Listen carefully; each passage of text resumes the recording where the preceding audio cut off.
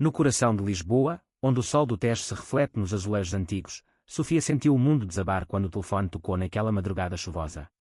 O agente da polícia rodoviária falava com uma voz mecânica, como se estivesse lendo um roteiro velho. Senhor Oliveira, lamento informar que o seu marido, Pedro, sofreu um acidente fatal na estrada para Sintra. O carro derrapou na chuva, colidiu com uma árvore. Não há sinais de travagem. Ela deixou o aparelho cair, o eco do silêncio preenchendo o quarto como um veneno lento. Pedro, o homem que a fizera acreditar em contos de fadas modernos, com seu charme de enólogo educado em Bordeaux, estava morto.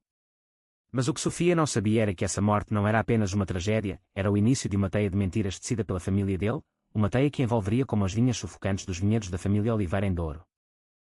Os Oliveira eram uma dinastia antiga, daqueles que controlam o vinho do Porto como se fosse sangue real. Isabel, a matriarca, com seus colares de ouro e olhares que cortavam como facas de poda, sempre via Sofia como uma intrusa.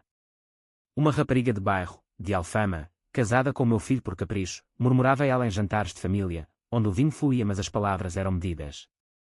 Luís, o irmão mais velho de Pedro, um advogado astuto com escritórios no Chiado, sorria com dentes perfeitos, mas seus olhos traíam o cálculo frio. Sofia tentara se encaixar, aprendendo os rituais, as provas de vinho em caves escuras, as festas em quintas com vistas para o rio, as conversas sobre heranças que pareciam saídas de romances do século XIX.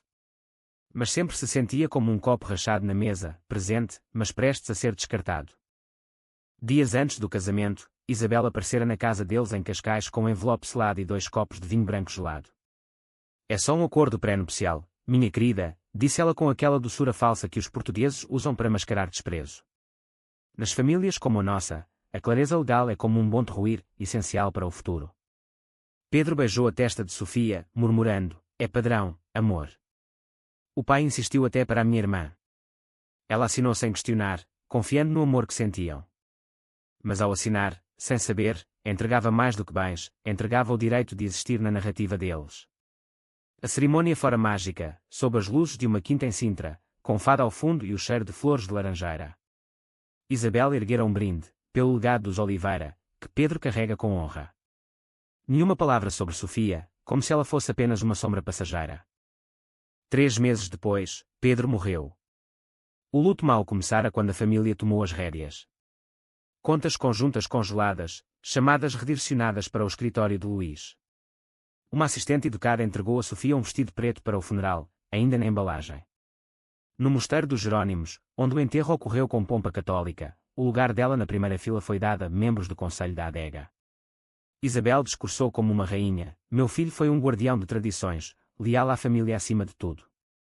Sofia não aparecia em nenhuma foto do slideshow, cortada como uma videira seca. Voltando para casa, o silêncio no carro era ensurdecedor, a chuva batendo como acusações não ditas. Ela releu o acordo pré-nupcial e percebeu, nunca fora bem-vinda, apenas tolerada. A semana seguinte arrastou-se como um vinho envelhecido demais. Uma gala de caridade para produtores de vinho, que Pedro apoiava anualmente, virou humilhação. Seu nome sumira da lista de convidados, sentaram-na perto do bar, como uma parente distante. No lugar dela, uma jovem herdeira de uma família rival ria com Isabel. Quando anunciaram Pedro, Sofia foi mencionada como associada. Ótica, disse um conselheiro quando ela questionou. A família prefere assim. Naquela noite, em casa, Sofia encontrou uma chave que Pedro lhe dera em brincadeira, caso eu desapareça. Abriu a gaveta do escritório, encontrando o testamento original, com ela como seu herdeira.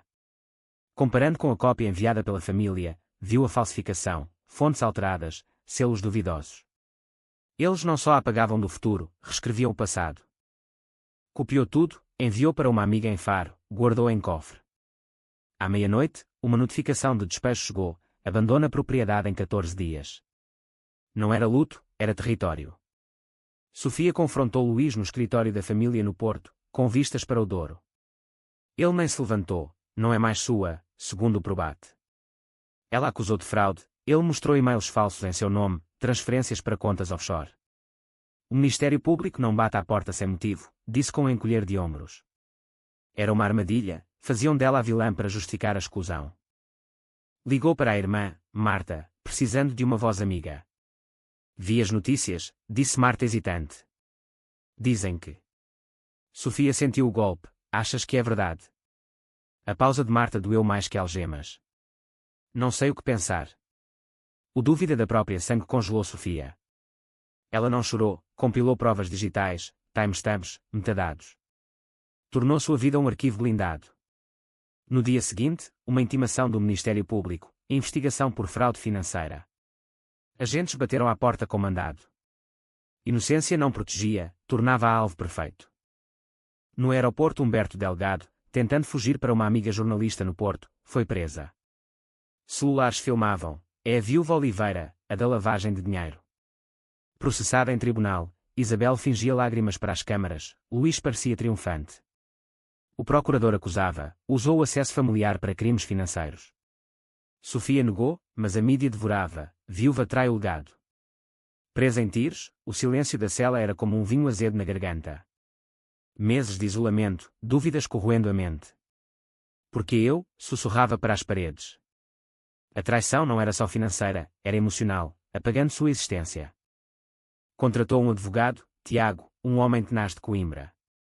Ele desmontou as provas, IPS falsos, timestamps manipulados. Uma jornalista, Helena, amiga de Sofia, lançou um podcast, A Viúva que Tentaram Enterrar. Vazou áudios de Luís admitindo, ela devia ficar calada. A opinião pública virou, hashtags como justiça para Sofia explodiram. Sofia encontrou e-mails de Pedro, timestampados após a morte oficial, não confio nas intenções de Isabel. Pausem as transferências. Ou ele viveu mais, ou usaram a morte para um golpe. Tiago apresentou em tribunal, logs provando a libido de Sofia, impressões digitais de Luís nos dispositivos. A caridade de Isabel. Fraude, milhões desviados para luxos pessoais, via empresas fantasma nas Ilhas Madeira. Isabel fugiu do tribunal, Luís renunciou. Headlines, Império Oliveira desmorona. Sofia ganhou danos, mas recusou desculpas, redenção só vale antes de ser apanhado. Uma mensagem de voz de Pedro, gravada secretamente, se ouvires isto, mentiram-nos. Luta com o que eu não pude. Sofia tocou num simpósio em Lisboa, tentaram apagar-me do legado deles. Construí um que nunca tocarão. Congresso investigou traços familiares.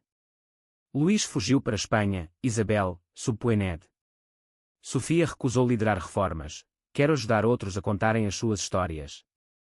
Meses depois, reconectou com Marta, não foste corajosa para ficar, disse Sofia. Mas perdoou, caminhando por Alfama ao pôr do sol. Recuperou o cão, Duque, usado em fotos de caridade falsas. Na audiência final, frente a Isabel e Luís, não me quebraram. Ensinaram-me a reconstruir. Saiu livre, mudando para uma casa de praia em Algarve, com Duque aos pés. Justiça não é dada, é reclamada. No último episódio do podcast, se te dizem que o silêncio é poder, pergunta quem lhes deu o microfone primeiro. Se te enterrarem, volta como tudo o que temiam que fosses.